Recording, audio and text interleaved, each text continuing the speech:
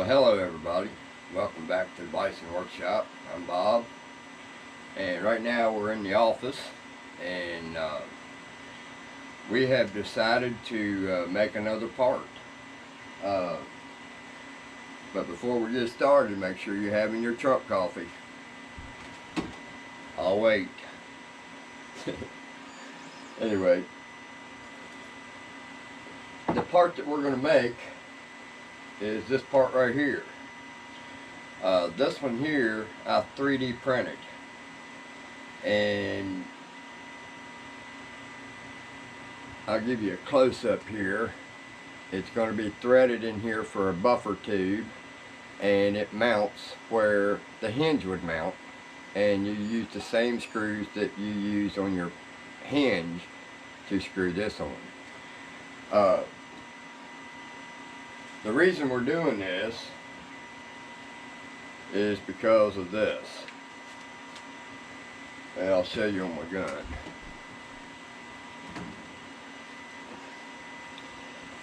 This right here. I don't like that.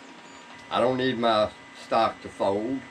There's no real point in it having a folding stock. And if I'm out in the woods with this gun and I go to put it up to my cheek to shoot a big old 30-point buck and that thing rattles, you're not going to get a second chance at that buck. So we're going to take care of that. Now, some of you guys like the folding stock because you like to hide your guns. Never understood it, but to each his own. So, this is just a model for what I'm going to be making. I went and got, hold on here. I went and got this aluminum. We're going to try to make as many as we can out of this, which would probably be around 1, 2, 3, 4, 5, 6, 7, 8, 9, 10, maybe 11 of them. So we're going to turn this down just to where it's shiny, you know, to make a nice clean surface on it. We're going to try to make it just a little bit thicker than this is. And then we'll turn the inside out or bore it out. I don't know how well this is going to work, but I've already tested this piece out and it is going to fit just perfect. Now, yes, it is a little shorter, but that's the whole point of having an adjustable buffer tube. So you may have to bring your buffer tube or your stock out on your buffer tube one more notch. But I think this is going to be a really nice addition to my Pro and for my other 30 caliber Challenger long stock. And we'll see how this goes. So we'll meet you out at the shop at the lathe, and we'll go through what we're going to do to make this happen. Alright guys, we got the shop warm, and now we're going to, first thing we're going to do is, I made this so that it was 35 millimeter, but we're just going to basically use the whole size of this. The only thing that's minus is going to be what cleans it up. So we got to get all this words off of it and straighten it up a little bit and get this sticker off of it. Some of it I got off by hand, but I can't get it all off. So I got that piece off.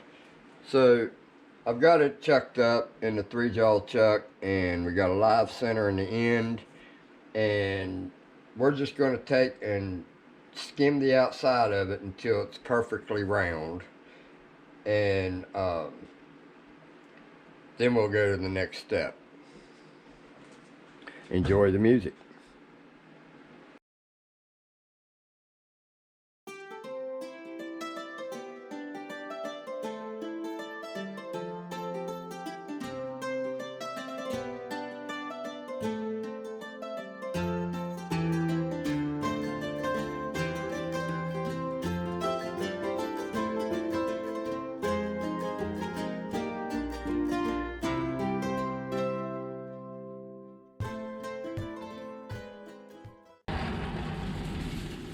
Alright, makes one heck of a mess, I can tell you that.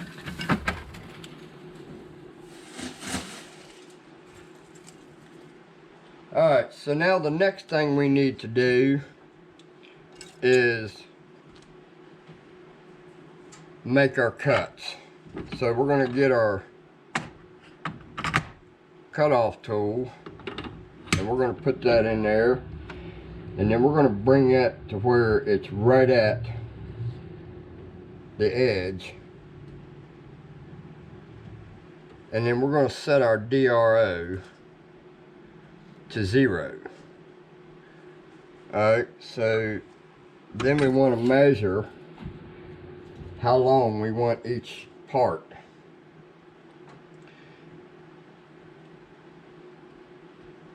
And we're going to go 25 millimeters. So we're going to move this to 25 millimeters.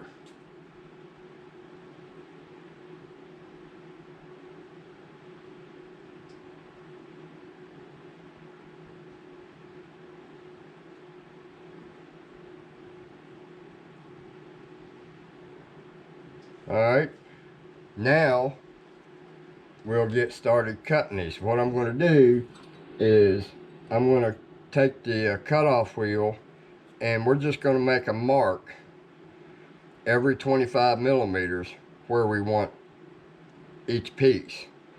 Once I've got that, then I'll take it off the lathe, take it over to the bandsaw and cut where I put those grooves, and then we'll work on these individually.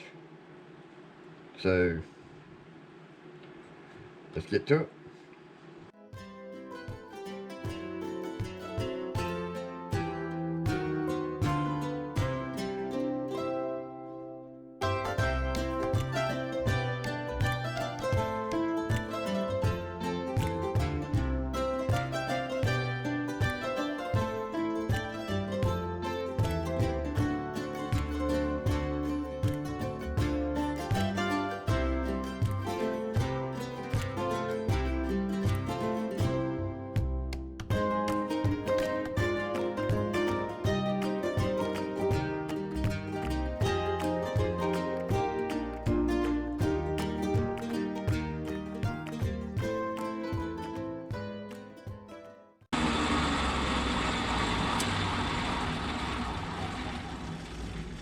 Alright, so now the next thing we're going to do is take this off and take it over to the bandsaw and we'll cut these off.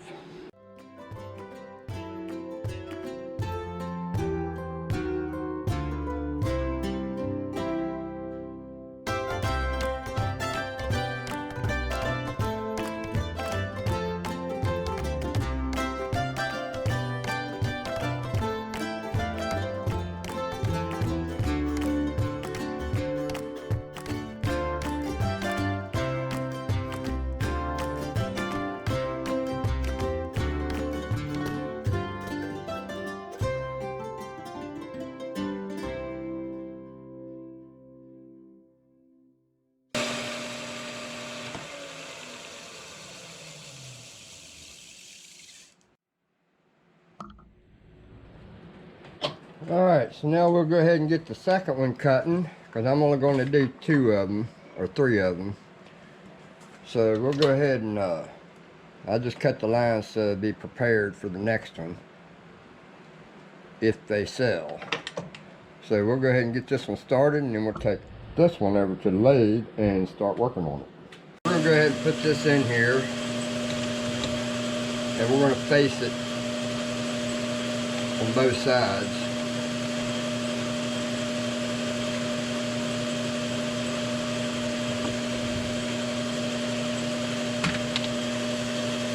So we'll face it off.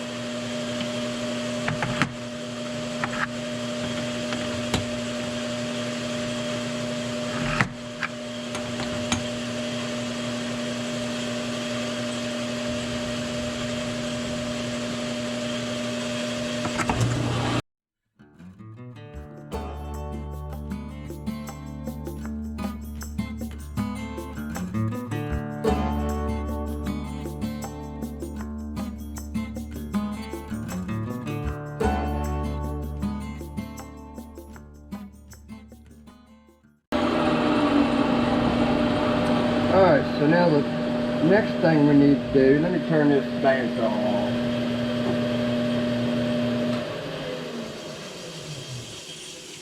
That thing's too noisy.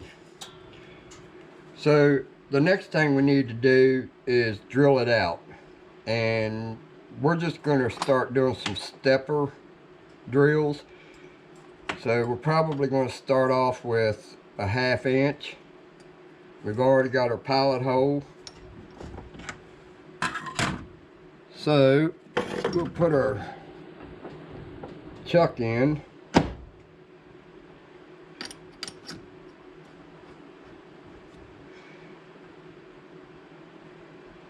And I always lose my chuck key. Every damn time I lose that son of a gun. Daggone it. I have a habit of moving stuff. And it's probably sitting right in front of my face. Oh, it's in the other chuck. So we'll tighten that up, and what we need to do is measure how deep we want to go. So I'm going to set the point to right where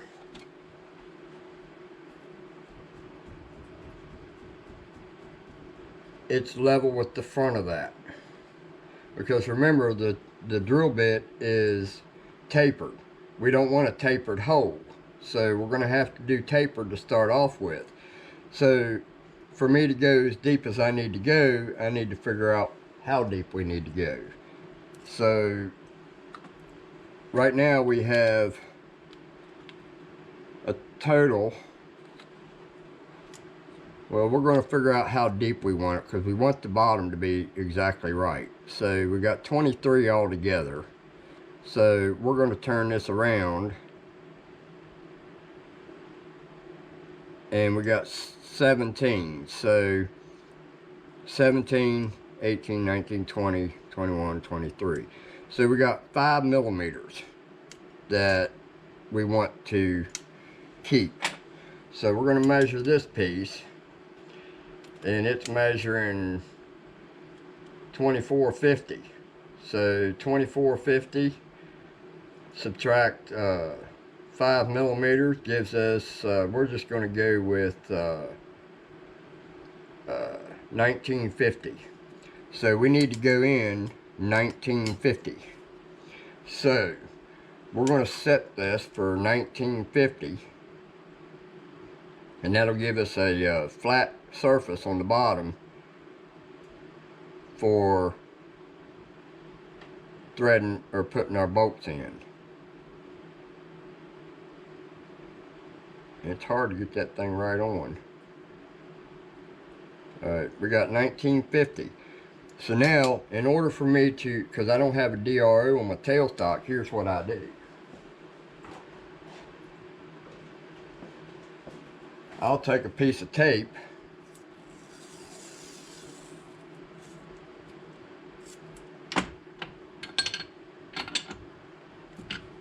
and then I will wrap that all the way around the tailstock shaft, and that will be my measuring point. So then I'll take this side and put up against that as I'm going in, and when the end of that tape reaches the end of this travel, then we know we've went 19 inch or 19 millimeter. So let's get started.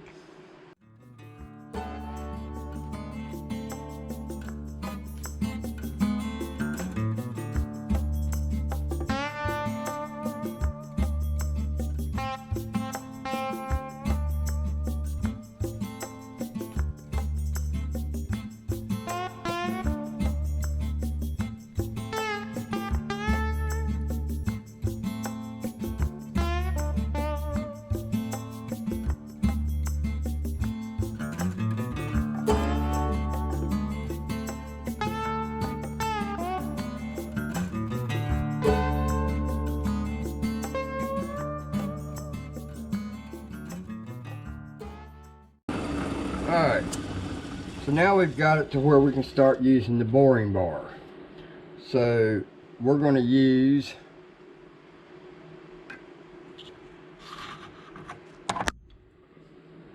this one probably.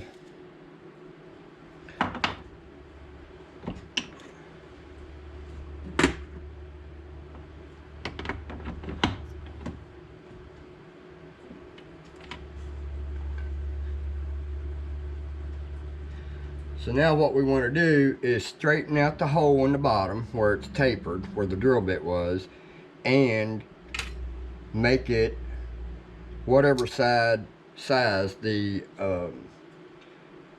bottom end of the threads on the tap's going to be. So I'll get that tap and we'll measure that.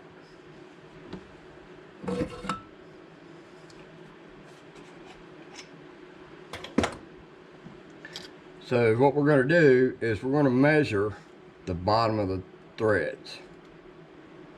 So the bottom part of it is what we're going to measure.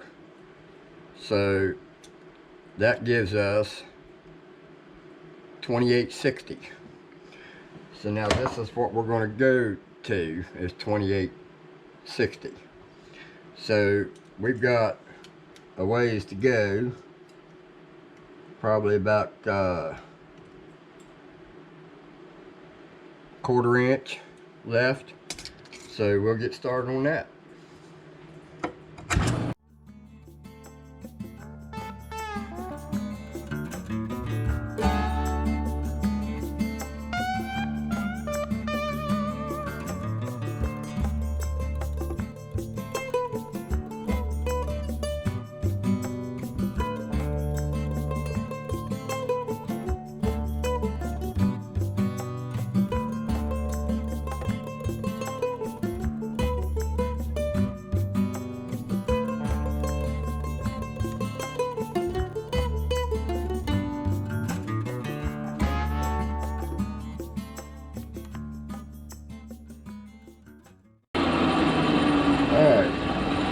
Now we get to do the hard part, and that's thread it, because I'm sure with that big a tap it's going to be a pain in the butt. So we got to use our biggest chuck. So I got to take the tape off. So I have to do this every time. So now let's put our big chuck in here.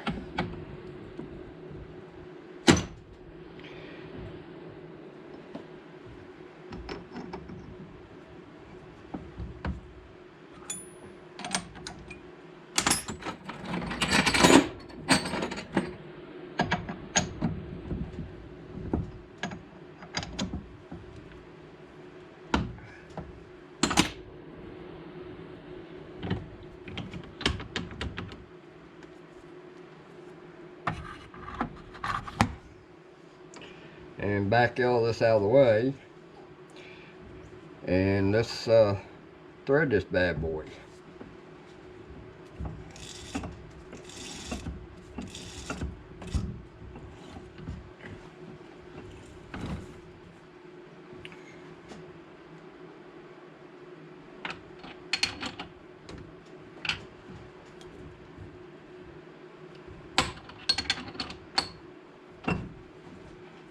Well, it don't look like it wants to work, so we're going to have to take this over to the vise and do it. We do have it started, so we'll back this out and we'll take it over to the vise and finish it off.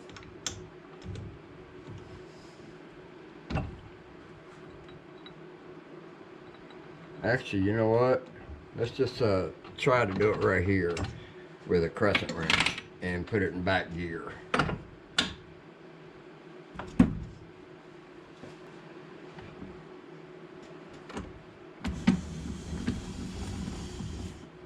It's really no fun tapping, especially when you're working with something this big.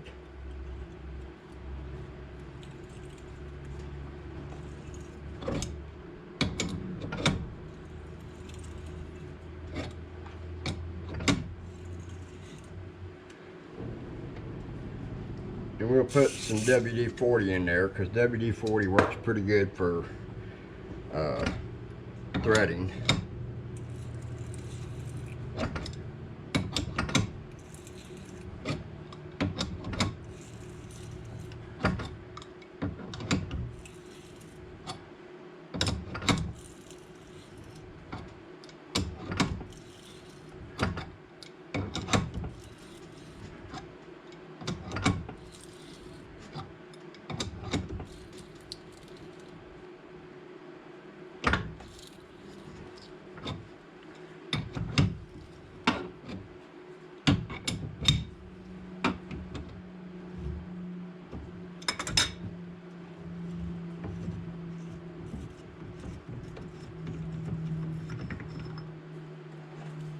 All right, we are threading. Now let's check our buffer tube and see how it threads in there.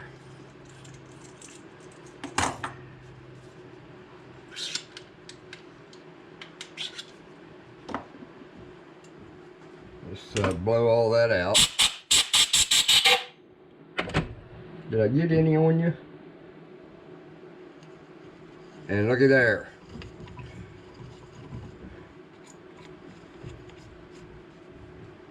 We have the threads done.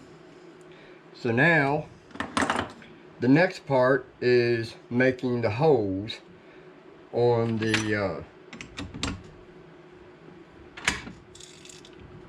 back side. So we're done with this. So now we got to make our marks for the back side of this, so that we can get these holes. So the first thing we're going to do is we're going to set up the mill with a turntable and a chuck so that we can get these uniform, because we need to be across from each other exactly in the middle, and then we need to indicate another half in between it to do the next third hole. So that's what we'll do. That'll be in the next part 2. Now this one is going to be mine, and I plan to use that fishing rod grip around the edge of mine. You can paint it black, whatever. If I decide to make these, they don't seem to be too awful bad to make, time consuming, but this is part 1 of building the non-folding buffer tube holder thinger majig. So don't forget to like, share, comment, subscribe. You guys have a good one. Later.